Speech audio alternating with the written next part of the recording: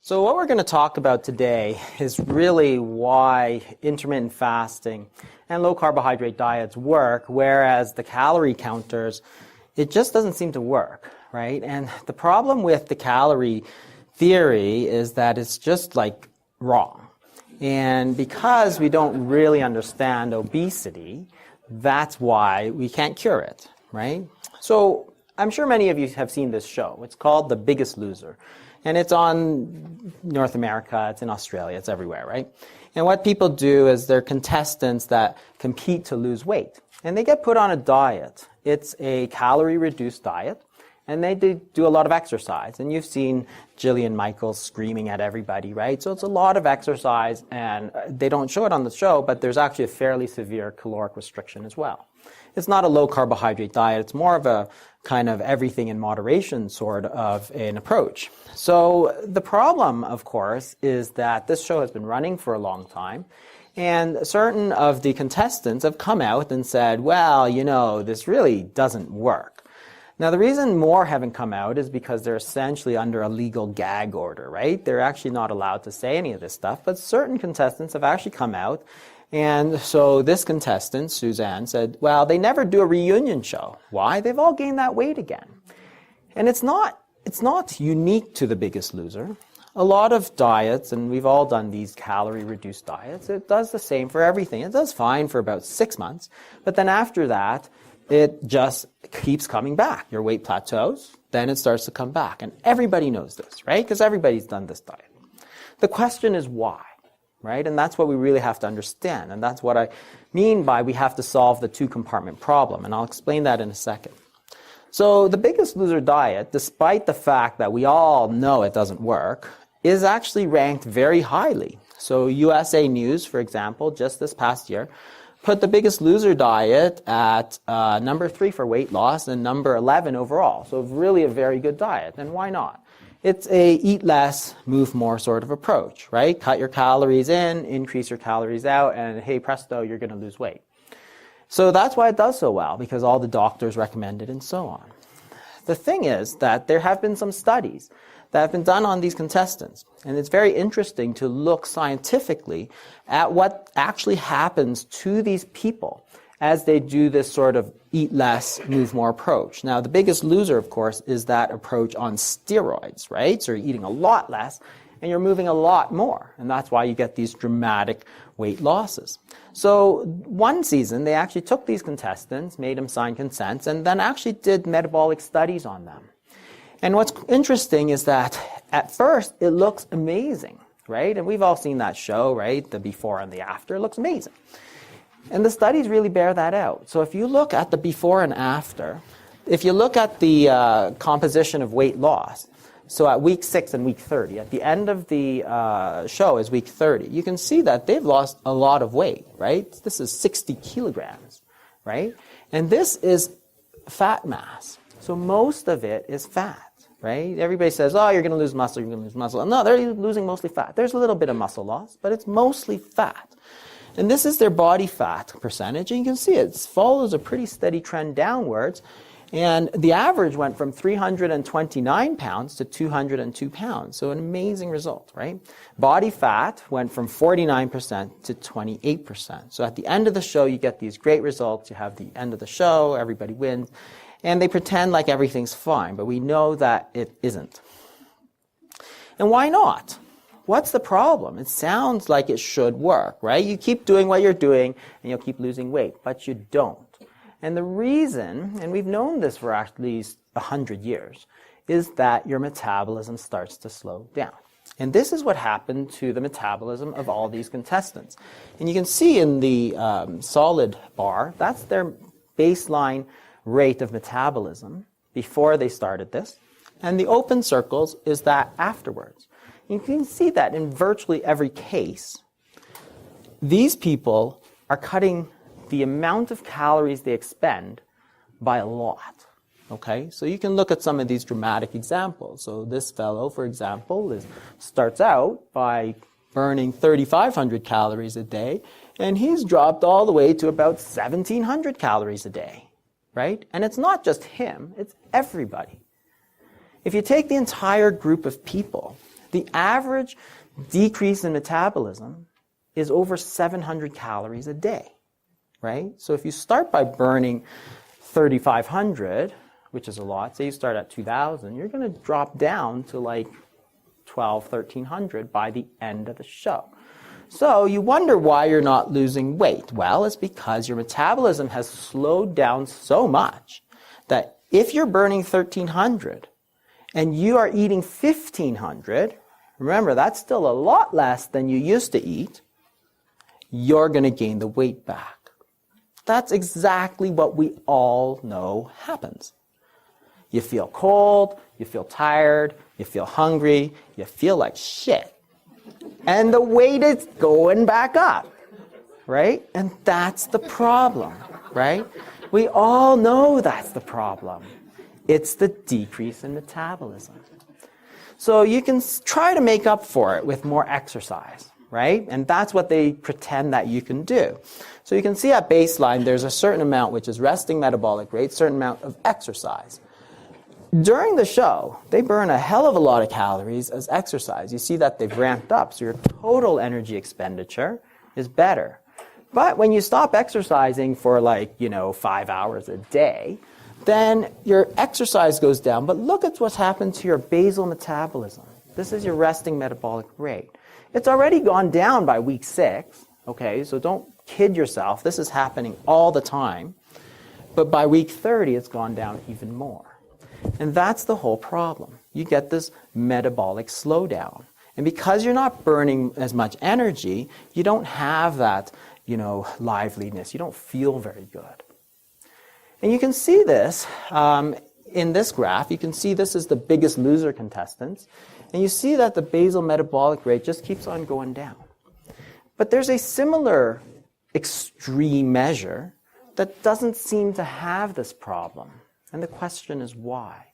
So you can look at bariatric surgery. So bariatric surgery is stomach stapling surgery, right? So you cut your stomach into the size of a walnut.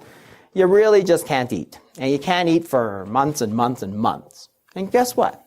The weight goes down, right? That's not a surprise.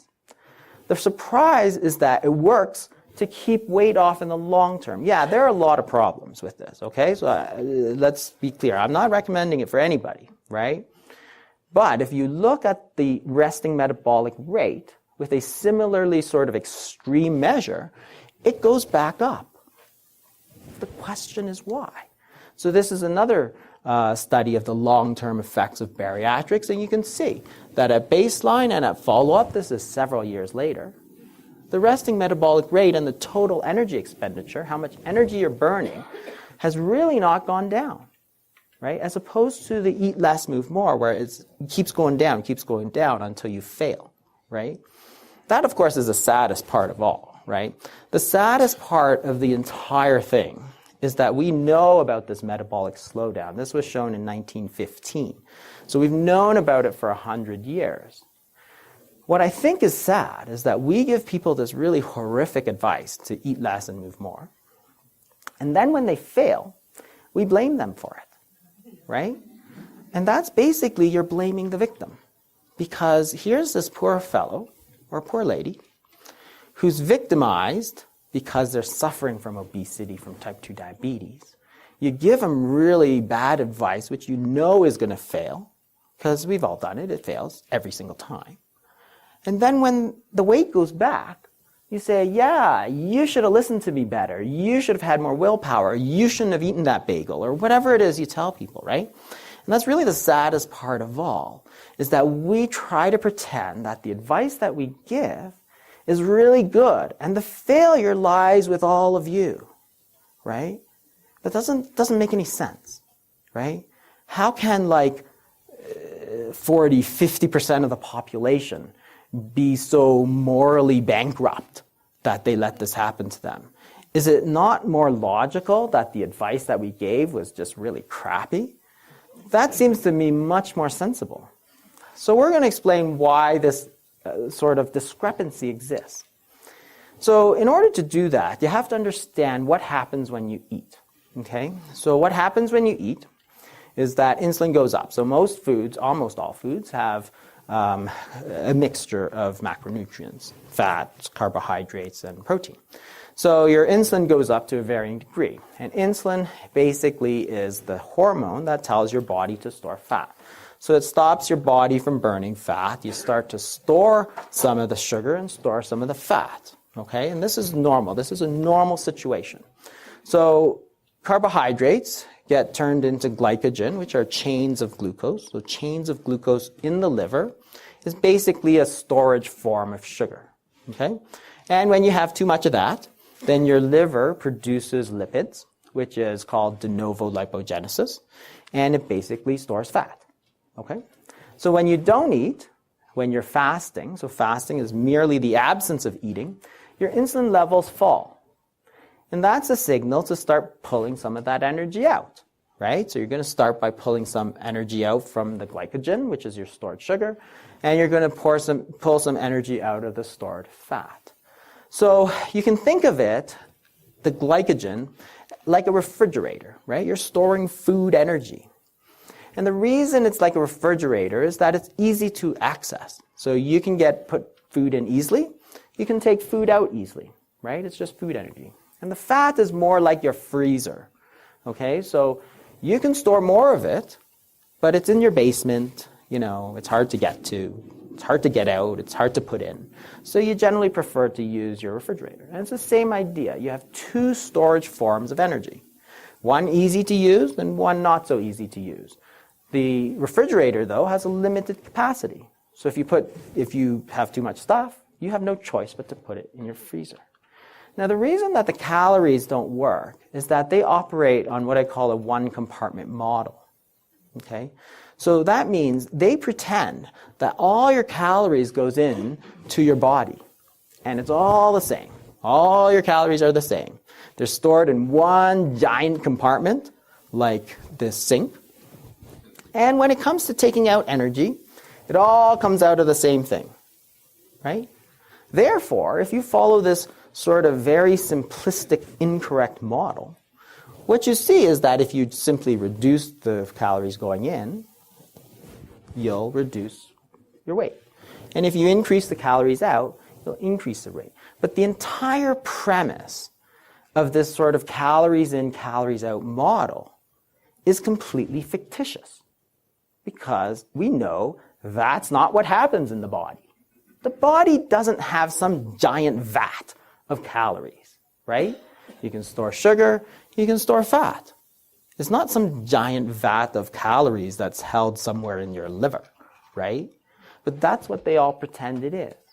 So if you have the entire wrong idea of why this should work, then it's not going to work. What instead is a better model is a two-compartment model. That is, there are two places in the body where you can store food. You've got your fridge and you've got your freezer. Your calories goes into your fridge, and your calories goes out from the fridge, because that's the easiest place it goes. But there's a third thing that you have to consider, and that is how much food goes back and forth between the freezer and the fridge, because that's what we're really interested in. This, the fat, that's the one that's much harder to get to, right? And the question is, what's controlling this? Because that's really the key. And it turns out that the main player is insulin. We know this because insulin inhibits lipolysis, right? What that means is it stops you from getting the fat coming out. That's its job. That's its normal job. So if you have a lot of insulin, right? So normally if you eat a huge meal, your insulin is high, it's going to tell the body to move all the storage in this way. If your insulin is very high, then you can't get the food back out this way. And that's the problem. So if you have a lot of insulin resistance, for example, which keeps your insulin levels very high, it's like that freezer is kind of locked away in the basement behind a locked, steel bar. You can't get at it.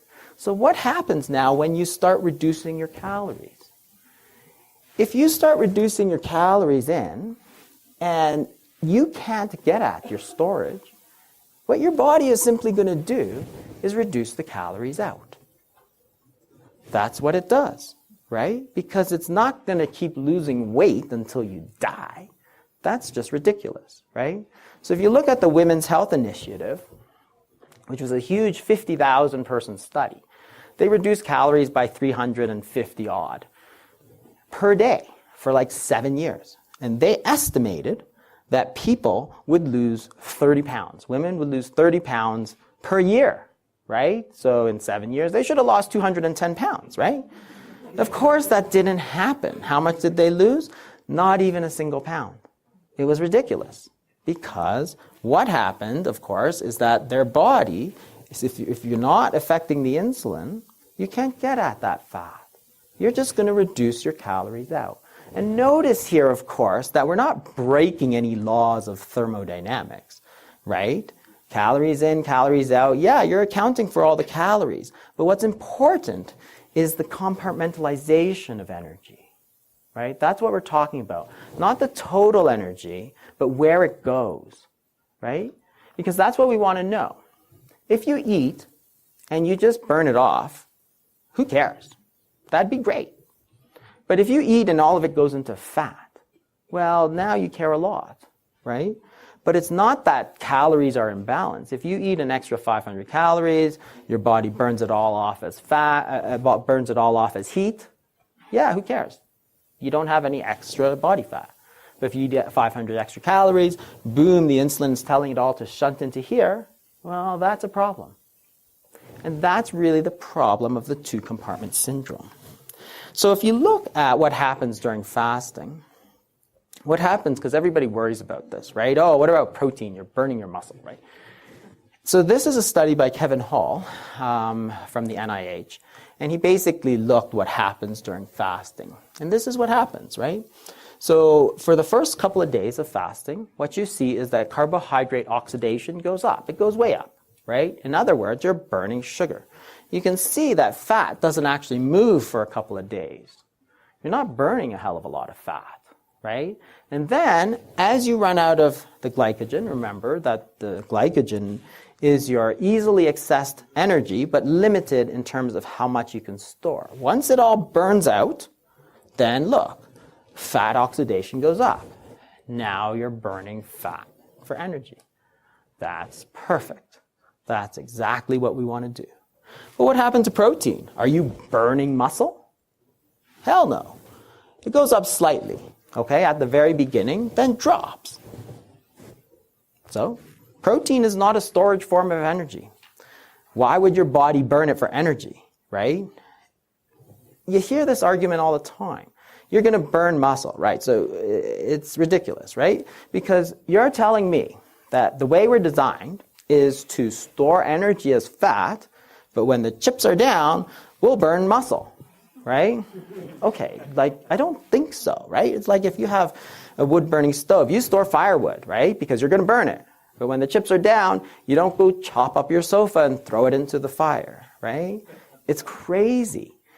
The other thing that's ridiculous is that if you have repeated fast-famine cycles, like cavemen might have had, for instance, so you store fat, burn muscle, right? So at the end of a few of these cycles, you're like one giant ball of 100% fat, right? It's like that's what happens to the bears, right? It's like, come on, don't be ridiculous. You don't burn muscle. Protein, yes, you do need a certain amount of protein to maintain your lean protein, right? But it's not increased. That's my point. It's not that it's zero. There is some, right? But it's not increased in response to fasting. So the reason that I talk about fasting and low carbohydrate diets is that what it does very effectively, and probably more effectively than any other intervention, is it empties out that fridge, right? And remember, what you want to do is get rid of all that insulin too, right? Because now, if you don't have insulin telling your body to shunt all that energy into fat, now you can start to move your calories out this way. Right? If you have a lot of insulin, so we do this, for example, if we give people exogenous insulin, they can't lose weight, right? Even if they fast, it's very hard because they can't access that fat. They just keep reducing their calorie expenditure. But the whole point is that fasting provides the easiest way. You get rid of all that glycogen, You get your insulin down so you can actually access your body fat, and there. And the whole thing is that, why can't you fast, right? You know, I asked my son one time, a few years ago, you know, how do you lose weight? He was 6 or 7 at the time, and he goes, just don't eat. So easy, right? It's like, oh, how can you be so right about this point that has escaped like 99% of the world's doctors and dietitians, right? If you don't eat, you're going to lose weight. And here's the thing to understand. There's nothing wrong with it. That's the way we're built, right? That's the way lions are built. That's the way tigers are built. That's the way bears are built. That's the way we're built. We're built to withstand these repeated episodes where there's no food, right? Because back in the caveman days, there's no McDonald's, there's no refrigerator, there's nothing. There are times you're going to have nothing. That's why you have fat, right? That's the whole point. So one of the most ironic things is that this is what you hear all the time. Fasting is going to put you into starvation mode, right? This is actually very ironic because starvation mode refers to the idea that your metabolism slows to such an extent that you're going to regain weight, okay? So I've heard that before somewhere, right? That's exactly what happens when you try to reduce your calories, right? If you don't do anything about your insulin and just reduce your calories, your metabolism goes down. You're going into starvation mode. But what happens during fasting? Does it happen? Well, here's a study of 4 consecutive days of fasting, right? So this is in normal people, right? And what you see is that at the top, the weight goes down, right? So that's great. That's exactly what we expect to see. But what happens to your REE? This is this middle line here. That's the resting energy expenditure, right? That's your basal metabolism. It doesn't go down. It goes up, right? You're burning more energy than you did. Now, you might think, why is that so? Well, it makes a lot of sense because suppose, again, you're a caveman and there's nothing to eat. It's winter. There's nothing to eat, right? So if your body starts shutting down, then you're even less likely to find something to eat because you're tired. You can't go out there and hunt a woolly mammoth. You're tired, right? You need to sleep. So you're all gonna die like that, right? Your body is just not that stupid, right? Your body says, wow, you have nothing to eat. So I'm gonna give you energy. I'm gonna increase the amount of energy you're burning. And I'm gonna provide it from your fat stores because you need to go out and eat and fill up this refrigerator again, right? So that's exactly what you do. Otherwise, we wouldn't be here, right? It'd be like cockroaches and insects running the world. So what happens to your VO2, right? That's how much oxygen you can metabolize, right? Does it slow down? No. It goes up, right? Again, you have more capacity to do exercise, more energy. And why is that so? One, you're burning fat for energy, and your body's like, ooh, there's a lot of this, right? So there's plenty of it. Let's go. But the other thing you see is that the norepinephrine, so norepinephrine and epinephrine are called adrenaline or noradrenaline. So your body is actually providing you with a big kick in the pants to keep your energy expenditure high because that's what you need to do to survive. So insulin drops, which is one of the major things that we want to see.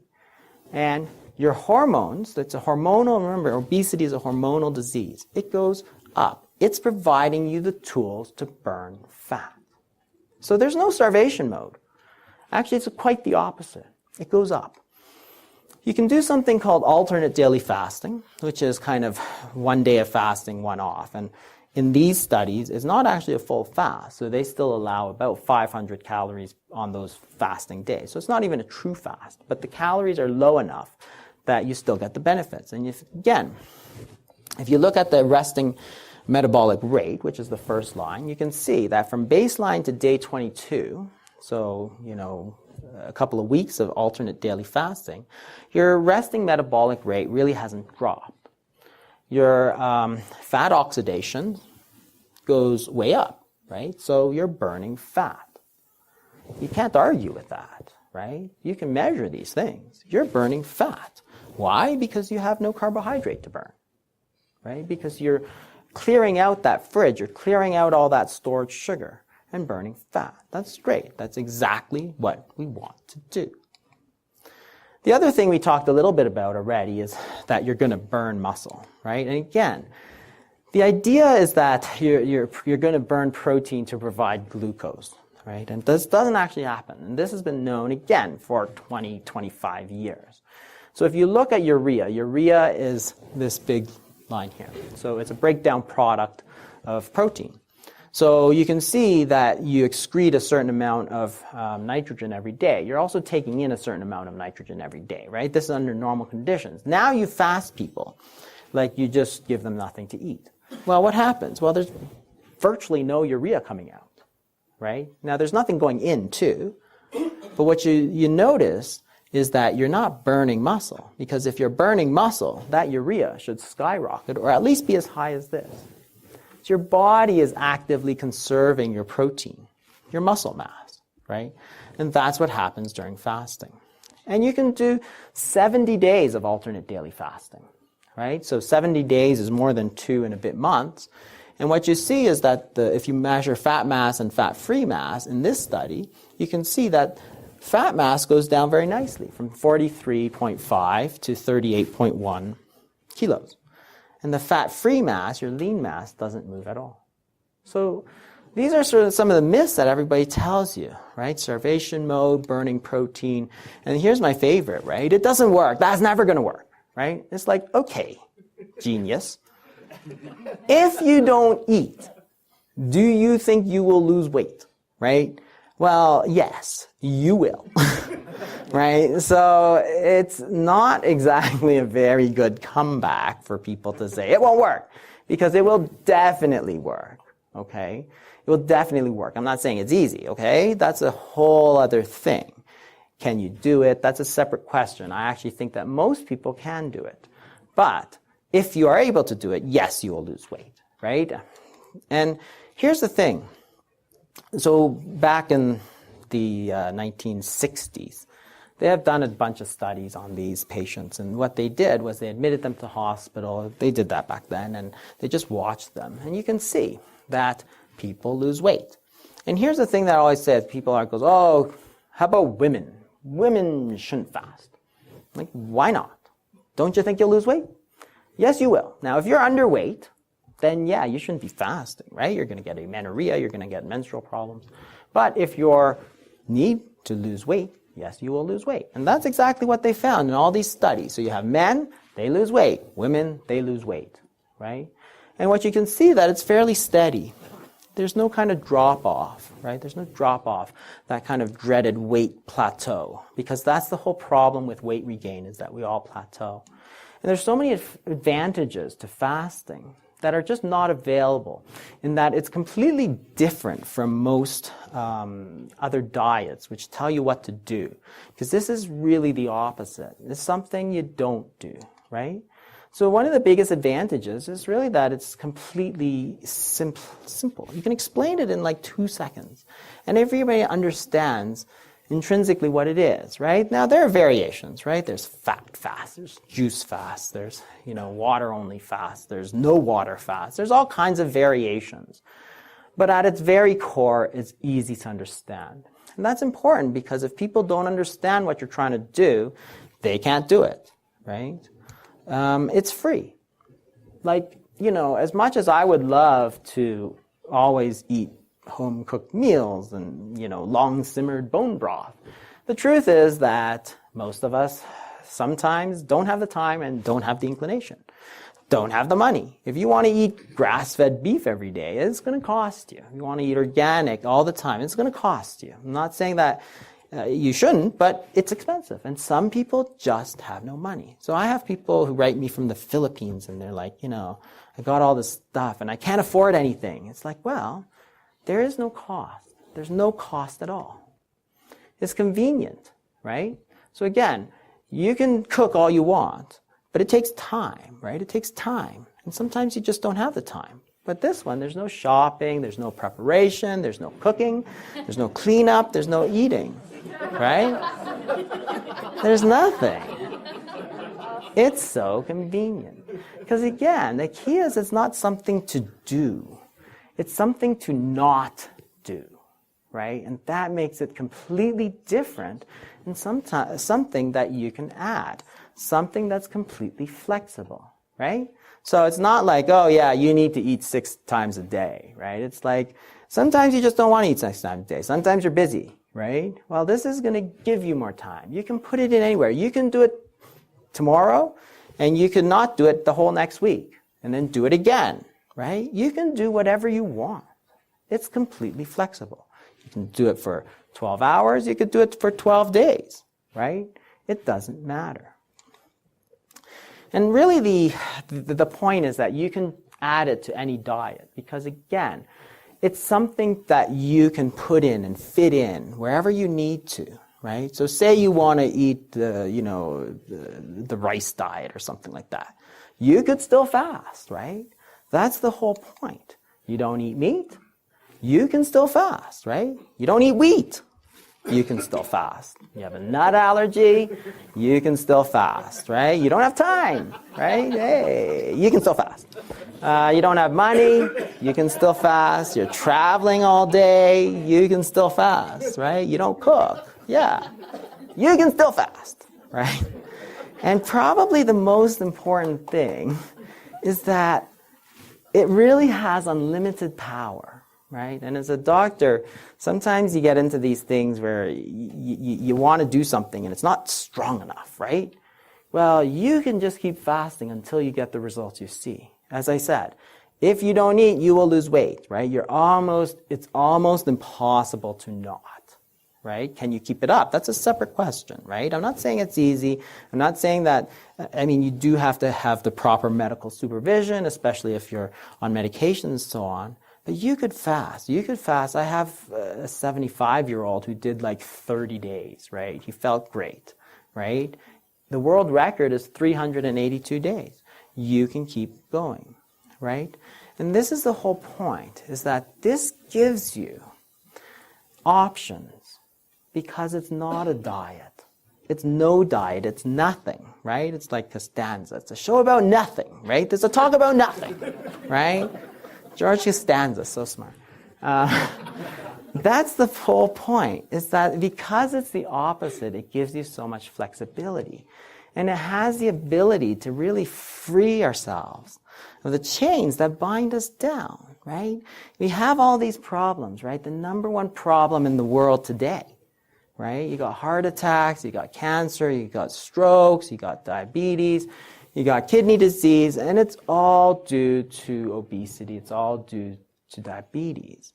But yet, we have the ability to free ourselves from all of these modern afflictions, right? Only with the application of a technique they knew 5,000 years ago. The ancient Greeks were all about fasting. Not for health. They didn't have a lot of obesity back then. But because it gave you energy, it gave you like mental focus, right? That's why they did it. And these involuntary periods of fasting eventually got taken out, right? As we started getting more reliable food, then religion started introducing periods of fasting, right? So if you look at any major religion in the world, they have periods of fasting. They have periods of feasting too, but it's balanced by periods of fasting, right? And remember that they're not trying to kill all their practitioners, right? They're not like, oh, you should fast, you'll die, haha.